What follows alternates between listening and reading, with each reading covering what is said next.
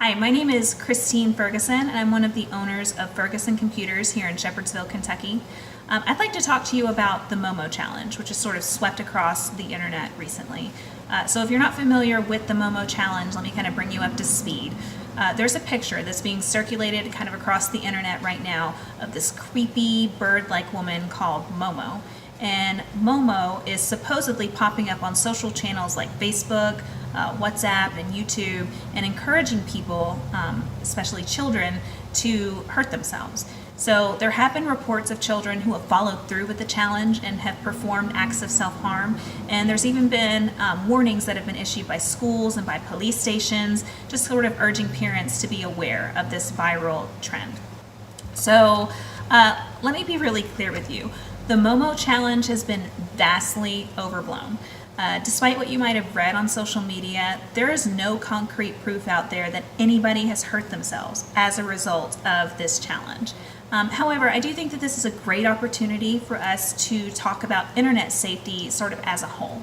So it goes without saying that it's our job as adults to make sure that our children are using the internet safely and responsibly. So thankfully, there's some tools out there that can help us do that. So use of the internet for children of all ages really, but especially for those that are 12 and under, should be closely monitored and restricted. There are apps out there that will allow you to control the apps that your children are allowed to download and use on their device. You can also set time limits on the devices so that your children can only use them within certain hours of the day, say from 6 to 7 o'clock at night, or on certain days, so maybe they're only allowed to access the device over the weekend, or they can put a cap on the amount of hours that your children spend on the device. So maybe you give them a maximum of 2 hours of screen time per day. So those are different ways that you can control how your children are using their devices.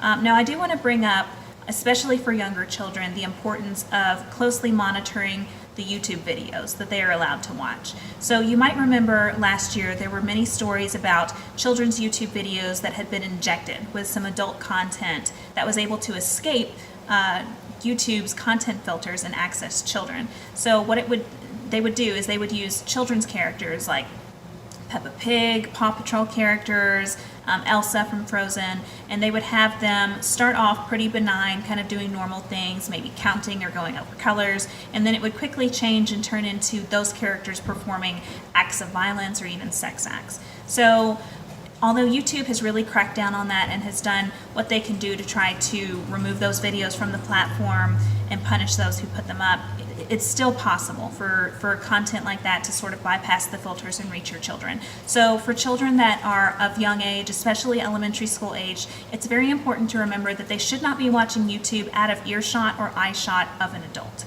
So to sort of sum it all up for you, don't get too caught up in the Momo Challenge specifically. Instead, try to think about and focus on internet safety as a whole, and think about the processes that you have in place to make sure that your children are using the internet responsibly.